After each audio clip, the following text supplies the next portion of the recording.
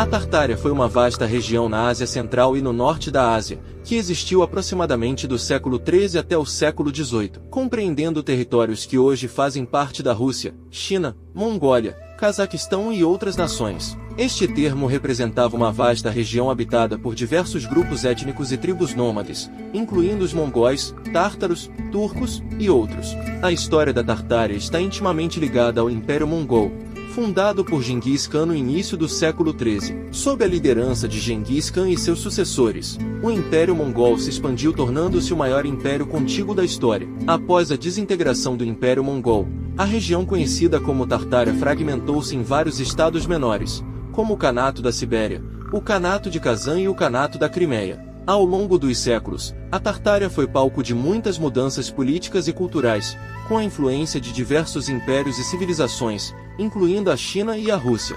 No século XVIII, a expansão do Império Russo começou a englobar grande parte da Tartária, e o termo caiu em desuso, sendo substituído por denominações mais específicas para as diferentes regiões e povos. A espiritualidade dos povos da Tartária era diversa e rica, refletindo a grande variedade de tribos e culturas que habitavam a região. As práticas espirituais e religiosas eram, em grande parte, influenciadas pelo xamanismo, pelo budismo, pelo islamismo e pelo cristianismo ortodoxo, dependendo da área específica e do período histórico. O xamanismo era uma prática espiritual predominante entre muitas tribos nômades da Tartária. Os xamãs eram figuras centrais na vida espiritual, servindo como mediadores entre o mundo humano e os espíritos. O tambor xamânico, o fogo ritual e a comunicação com os espíritos ancestrais eram elementos comuns nesses rituais. O budismo teve uma influência significativa nas regiões orientais da Tartária, especialmente entre os mongóis. O budismo tibetano se espalhou entre os mongóis durante o reinado de Altan Khan no século XVI.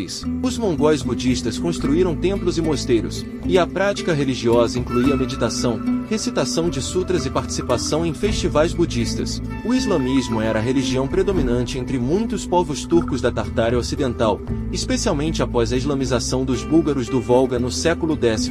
O islamismo trouxe consigo a construção de mesquitas, a observância das orações diárias, o jejum durante o Ramadã e a peregrinação a Meca. O sufismo, com sua ênfase no misticismo e na busca espiritual interna, também encontrou seguidores entre os tártaros. O cristianismo ortodoxo foi introduzido na Tartária principalmente através da expansão russa. Muitos dos povos da Sibéria e do Cáucaso se converteram ao cristianismo ortodoxo ao longo dos séculos, adotando rituais como o batismo, a participação na liturgia e a veneração de ícones.